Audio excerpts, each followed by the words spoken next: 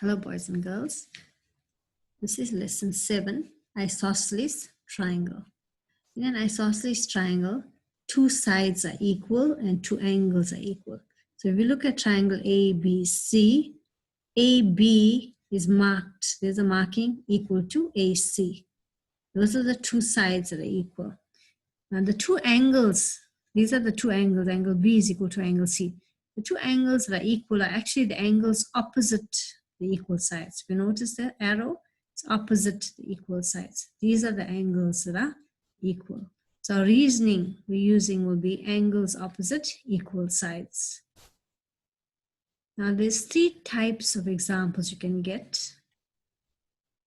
The first type is when you have an isosceles triangle and you need to find these angles here, the angles opposite the equal sides. Now we know that the angles opposite the equal sides are equal. So the two angles are equal. That's 53. Angle B will be 53. Right, so 53 and that's 53 as well. That's a simple, straightforward example. Now, the other example you can get, the other type, is we have our two equal sides.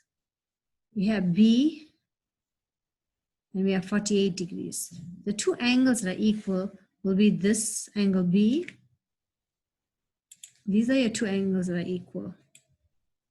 There's B there and this angle here. But we need to solve for B. We have 48 degrees. Now we know that this is also B because they're equal. So we actually have two B's. So to get the balance of these angles here, it's 180 minus 48 will give you 2B. To get 1B, we have to divide by 2.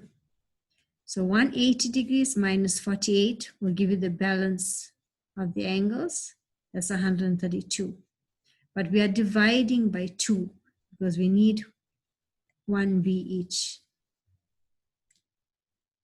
So 180 minus 48 divided by 2 to get the value for each angle. And our check for the answer is if B is 66, if this is 66 and that is 66, that's 132 plus 48 gives you 180, which is the sum of the angles of a triangle. The next example that we have, type 3, we're sometimes given one of the angle here. Now, if we had to find this angle, it will also be 65 because these are the angles that are equal, the angles opposite equal sides.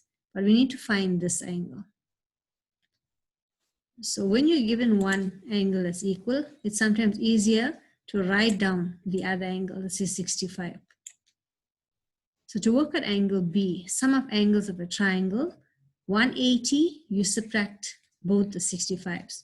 So if you look at this here, we have 180 minus 2 times 65. 180 minus, we can also say 180 minus 65 minus 65 because B is 180 minus this and minus that angle.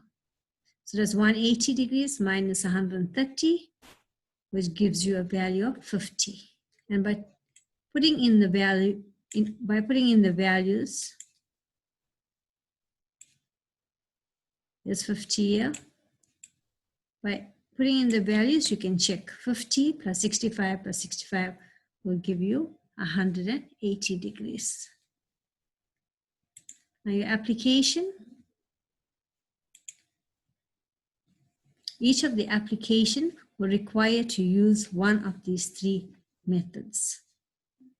So you study the 3 methods again and complete your application. These are more or less straightforward applications. Remember, you can see a straight line here, so we can use the concept of a straight line, which is 180 degrees. We also see a straight line here. And we have your 90-degree angle. Okay, boys and girls, do enjoy your application.